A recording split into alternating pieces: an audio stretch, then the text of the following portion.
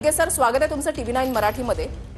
या अगोदर सुद्धा काही महिन्यांपूर्वी सुद्धा अमेरिकेने अनेक देशांवर कर लावलेले होते। आता अमेरिकेने भारतावर 25% व्यापार कर लावलाय। तुमची पहिली प्रतिक्रिया, तुम्ही कसं पाहता? मुळातच ट्रम्प ज्यावेळेस दुसऱ्यांदा राष्ट्राध्यक्ष झाले तेव्हापासून त्यांनी टॅरिफ वॉर म्हणजे एक प्रकारे या कराला जे आहे एक प्रकारे वेपन म्हणून शस्त्र म्हणून त्यांनी वापरलं आणि संपूर्ण जगामध्ये त्यांच्या टॅरिफ वॉरचे जे आहेत परिणाम होताना आपल्याला दिसत आहेत।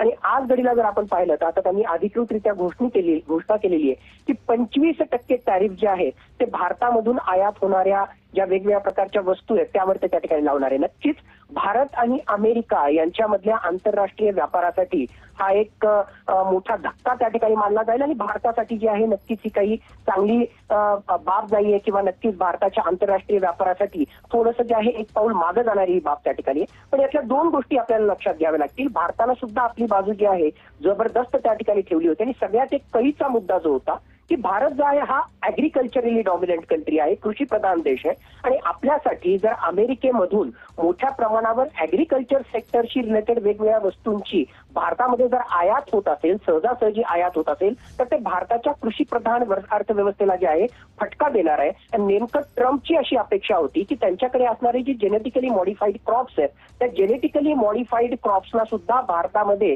अगदी सहजगत्या त्या ठिकाणी एंट्री मिळावी म्हणून तिथल्या वेगवेगळ्या कंपन्यांचा आणि ट्रम्प प्रशासनाचा दबाव त्या ठिकाणी होता। पण त्या दबावाला जे आहे आपण बळी न पडता डेअरी सेक्टर असो त्याचबरोबर ऍग्रिकल्चर सेक्टरशी संबंधित मार्केट ऍक्सेस याच्यासोबत कुठलंही आपण कॉम्प्रोमाइज न केल्यामुळे माझ्या मते प्रेशरायझिंग टॅक्टिक म्हणून ट्रम्पनी अशा प्रकारे 25% टॅरिफ आपल्यावर जे आहे त्या ठिकाणी लावला असेल आणि नक्कीच येणाऱ्या काळामध्ये जे आहे आपल्याला बघावं लागेल की भारत आणि ट्रम्प प्रशासन यांच्यामध्ये चर्चा होऊन पुन्हा जे आहे ट्रम्प यू टर्न घेतात का आणि भारताला जे आहे साजेसं अशा प्रकारे सगळ्या गोष्टी त्या ठिकाणी होतात का।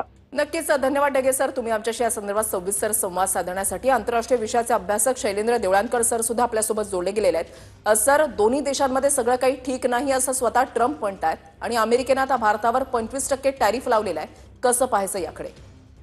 बघा, डोनाल्ड ट्रम्प राष्ट्राध्यक्ष बनल्यापासून साधारणतः जो 3 ते 4 महिन्यांचा कालावधी गेलेला आहे त्यामध्ये संपूर्ण जगाला एक बाब पटलेली आहे की डोनाल्ड ट्रम्प कधीही आपल्या कोणत्याही वक्तव्यावरती ठाम राहत नाहीत। ते मोठ्या घोषणा करतात आणि तात्काळ रिट्रीट करतात, त्याला परत माघारी जातात आणि त्यांची एक कार्य करण्याची पद्धत आहे। प्रामुख्याने ते पहिले दबाव टाकतात आणि मग सौदेबाजी करतात। तर त्यामुळे याच्याकडे फारसं गांभीर्याने म्हणजे यापूर्वी चीनच्या विरुद्ध 243% त्यांचा टॅरिफ गेलेला होता जो आता कट होऊन खूपच खाली आलेला आहे। त्यानंतर 126 देशांवरती त्यांनी टॅरिफ लावला, परत 90 दिवसांची मुदत दिली, पुन्हा ती एक्सटेंड केली, पुन्हा 1 ऑगस्ट पर्यंतची मुदत देण्यात आलेली आहे। त्यामुळे एक बाब महत्वाची आहे की भारत आणि अमेरिका यांच्यामध्ये एक ट्रेड डीलच्या संदर्भामध्ये चर्चा चालू आहे। अर्थात याच्यामध्ये काही मुद्दे असे आहेत की ज्याच्यावरती भारताची भूमिका अत्यंत ठाम आहे।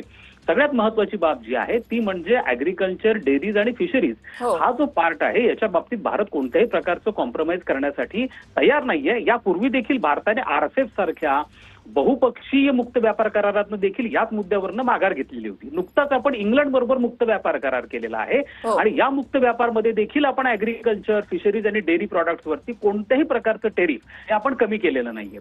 दुसरा मुद्दा असा आहे की जे आता नुकतंच आपण एक मुक्त व्यापार करार जो इंग्लंड बरोबर केलेला आहे त्याचा मोठा धक्का हा ट्रम्पला बसलेला आहे।